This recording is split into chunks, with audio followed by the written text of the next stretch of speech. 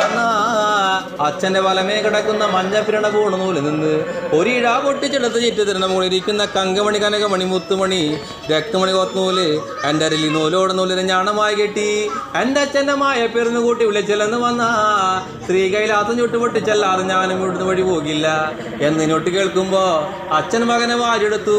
അച്ഛൻ്റെ മഞ്ഞപ്പിരണ പൂണൂലിൽ നിന്ന് ഒരിഴ പൊട്ടിച്ചെടുത്തു.